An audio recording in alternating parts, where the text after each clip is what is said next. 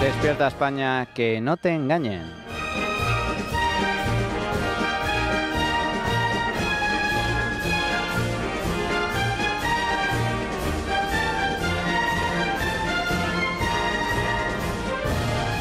Sánchez se hunde. ¿Aguantará?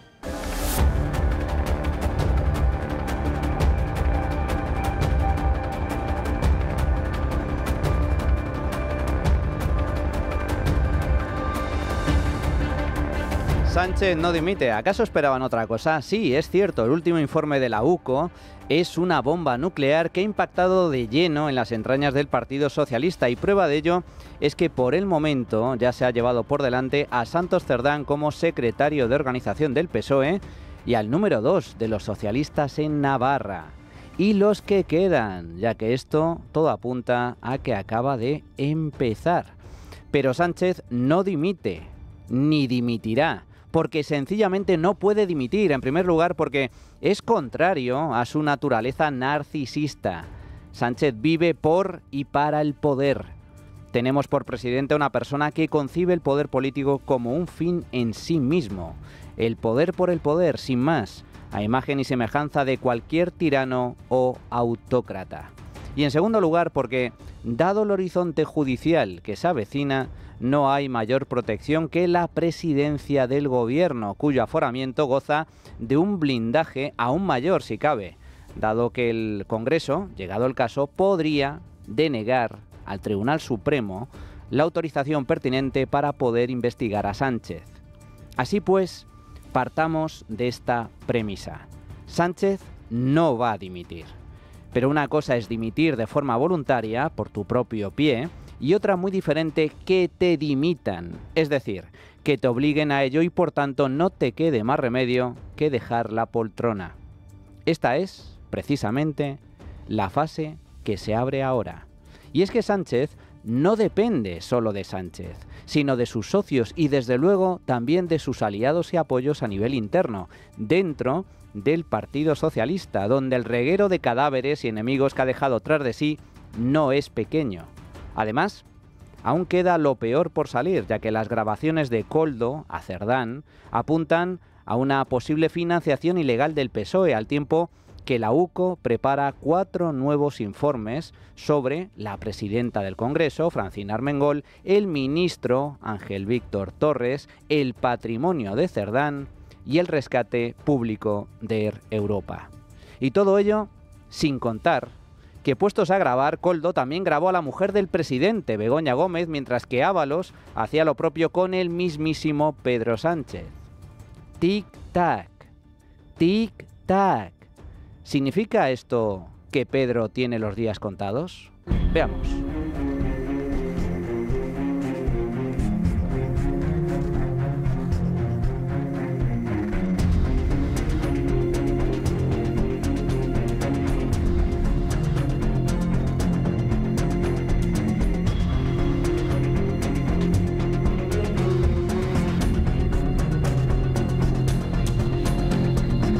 La técnica empleada por el gobierno para tratar de escurrir el bulto no es nueva. La idea básicamente consiste en negar la mayor y hacerse el loco. Yo no sé nada, la corrupción es algo puntual y los presuntos corruptos ya han sido apartados del partido. Punto. Pilar Alegría, ministra portavoz. La absoluta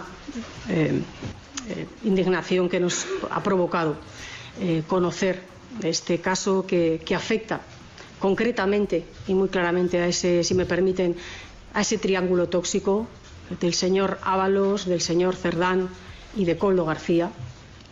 Y lo que sí que les hemos podido trasladar desde el primer momento es que, en cuanto se tuvo conocimiento de los mínimos indicios sólidos, este Gobierno ha actuado con absoluta diligencia y contundencia.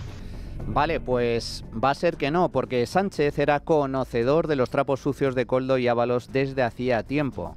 Y en el caso de Cerdán, negó durante meses todos los indicios e informaciones que apuntaban a su implicación en la trama de corrupción destapada por la UCO, hasta el punto de que alguno de sus más estrechos colaboradores le advirtieron del desastre que supondría ratificarle como secretario de organización. Pero Sánchez, por las razones que fueran, hizo caso omiso. Y ahora, Tras descubrirse el pastel, su respuesta se ha limitado a pedir perdón, sentirse muy decepcionado y poco más, al margen de la obligada renovación en la ejecutiva del PSOE tras la salida de Cerdán. Lo que han fallado son 2 personas. No me diga que son 3 las de mi núcleo de máxima confianza, porque Koldo García no era de mi máxima confianza. Para ser precisos y fidedignos, estamos hablando de José Luis Ábalos y de Santos Cerdán, que han sido efectivamente 2 secretarios de organización. Así que lo único que ha fallado, según Sánchez, son 2 personas, Ábalos y Cerdán. Ni siquiera Koldo, que pese a pertenecer a la banda del Peyo y custodiar los avales que permitieron a Sánchez recuperar la Secretaría General del PSOE, ahora resulta que no pertenecía a su núcleo de confianza. Pues entonces, ¿dónde queda la responsabilidad de Sánchez, siendo él quien designó primero a Ábalos y luego a Cerdán para desempeñar un puesto tan importante como el de secretario de organización del partido, además del de ministro en el caso de Ábalos? De hecho, la renovación de la cúpula socialista tampoco es que garantice nada, ya que, entre otros, Sánchez deja ahora el PSOE en manos de Ana María Fuentes, una amiga de Cerdán, que también sale en el informe de la UCO. Pero es que además, su comparecencia en Ferraz para dar explicaciones dejó una serie de perlas que dan buena cuenta de la turbia naturaleza del personaje. Atentos. Esto decía Sánchez sobre la presunta manipulación de las primarias del PSOE en el año 2014, cuando Cerdán le pidió a Koldo que metiese en la urna 2 papeletas a favor de Sánchez sin que le viera nadie. El otro día se decía, no, lo de los 2 votos, hecho. Bueno, ¿hecho qué? Porque lo diga quién. ¿Dónde están las pruebas? ¿Que dónde están las pruebas? Pues en las grabaciones. ¿Y quién lo dice? Pues los protagonistas, Cerdán y Koldo. Koldo y Cerdán. Puestos a decir, Sánchez también dice que no va a perseguir a denunciantes, ni a amenazar a la prensa, ni a crear policías patrióticas. No vamos a perseguir a denunciantes, ni vamos a crear policías patrióticas, ni vamos a amenazar a periodistas que hacen su trabajo, ni vamos a destruir pruebas a martillazos, ni vamos a tener una sede pagada con dinero en B.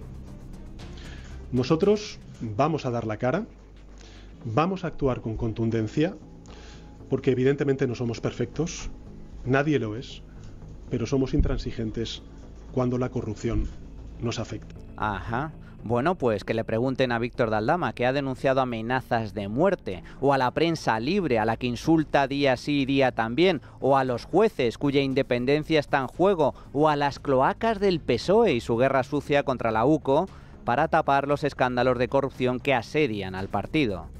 Por otro lado, Sánchez también dice que no se aferra al poder. El chiste se cuenta solo. Yo creo que uno de los principales errores que comete siempre la derecha conmigo es el trasladar que yo poco menos que me aferro al poder, que soy un ocupa, que soy una persona que haría cualquier cosa por mantenerme en el poder. Yo defiendo con convicción mis ideales. Soy consciente, como dije el pasado jueves, que yo no represento solamente al Partido Socialista Obrero Español, sino que estoy representando ahora mismo a millones de personas que no quieren una alternativa del PP con Abascal y que no quieren que un gobierno de coalición progresista caiga cuando estamos viendo que a nivel europeo somos la excepción. Es decir, que no se aferra al poder, pero al mismo tiempo ni dimite ni adelanta elecciones, porque eso supondría entregarle el poder a la derecha. Y eso es intolerable, claro, porque Sánchez no representa a todos los españoles, no. Él tan solo representa a los votantes que apoyan su gobierno. Muy democrático todo, ¿no creen? Por si no ha quedado claro. Quiero además decirle una cosa a los ciudadanos y ciudadanas, que entregarle las riendas del país a una coalición del Partido Popular con Vox, que están impulsando una agenda reaccionaria y que actualmente o tiene abiertas 30 casos de corrupción, muchas de ellas involucrando a altos cargos actuales, como es el caso del Partido Popular, o ha sido multado por financiación irregular, como es el caso del partido de la ultraderecha de Vox, sería una tremenda irresponsabilidad. Vaya, resulta que Sánchez niega la alternancia política. Pues eso tiene un nombre y no es democracia, precisamente. Por último, y no menos importante, cabe destacar una vez más la particular mentalidad del personaje, cuyo rasgo principal es el narcisismo patológico. A Sánchez tan solo le importa Sánchez, tal y como muestra este resumen de su intervención, cuyo eje central gira en torno a un pronombre: yo. En la sede de mi partido, mi organización, que yo dirijo, mi investidura, mi socio de gobierno, mi deber como capitán, si me permiten, en mi organización, mi partido, en mi país, en mi organización, de mi organización. A mí, una foto mía yo estoy sufriendo, Yo soy muy consciente y yo tuve el honor, yo en primera persona, pues yo el primero. Son las 5, no he comido. Puro y duro narcisismo, sí, pero también falta absoluta de empatía. ¿Se acuerdan de la gota fría de Valencia? Si necesita más recursos, que los pida. La Comunidad Valenciana requiere más efectivos, maquinaria, financiación o asesoramiento técnico. Lo que tiene que hacer es pedirlo. Saben lo que hay que hacer.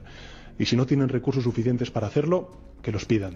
¿Se acuerdan cuando tuvo que huir de Paiporta a la carrera, cual cobarde, debido a la indignación de los vecinos tras el cruel abandono del gobierno?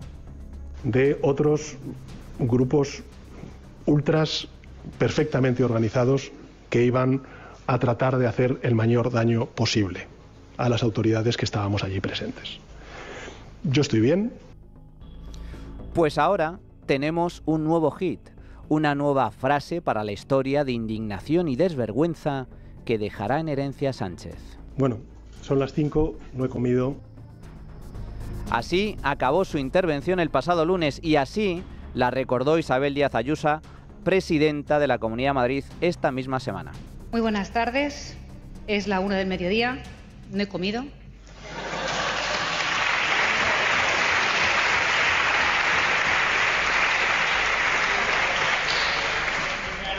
Yo estoy bien. Silencio. Y si quieren ayuda, que la pidan. La respuesta de Sánchez a la corrupción del PSOE es una vergüenza, un despropósito, un insulto, uno más, a todos los españoles.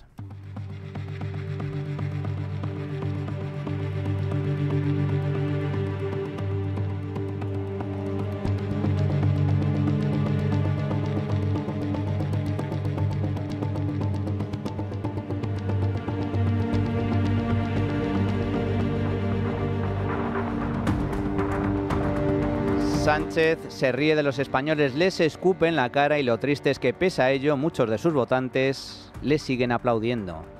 Pero la clave es que cada vez son menos, ya no todos le ríen las gracias ni mucho menos compran su relato lleno de mentiras y falsedades.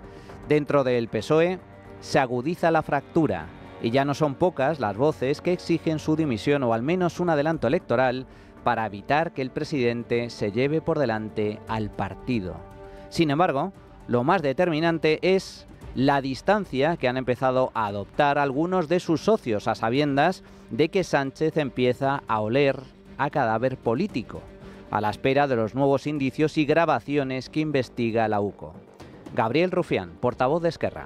Hemos visto a un presidente tocado, hemos visto a una persona tocada y yo humildemente desde aquí, después de años aquí, lo que me atrevo a pedirle a los diferentes representantes de la izquierda, a la izquierda del PSOE que estamos en esto, es que aprovechemos el tiempo que nos quede, el tiempo que a esto le quede, para avanzar y para intentar dejarle en la mejor situación posible una vida digna a la gente.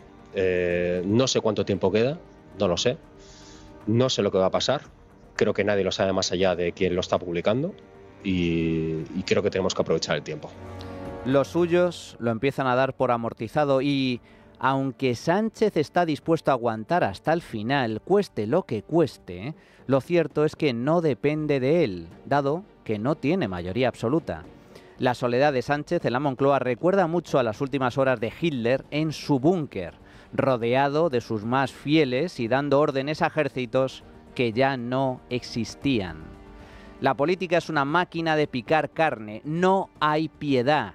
Mientras eres fuerte y tienes poder, todo es posible y todo el mundo obedece y rinde pleitesía, pero en cuanto la debilidad asoma y el final se atisba, todos te dan la espalda, uno tras otro, del primero al último, sin excepción y de forma inmisericorde. Sánchez lo sabe y va a intentar aguantar hasta el final, pero ya han caído todos sus alfiles y generales. Solo queda él. Llegados a este punto, cualquier cerilla puede encender la mecha. Desde una grabación o un mensaje turbio del presidente hasta una evidencia clara de corrupción en el seno de su familia o de financiación ilegal en el Partido Socialista. Jaque. Sánchez se hunde. La cuestión es, ¿aguantará?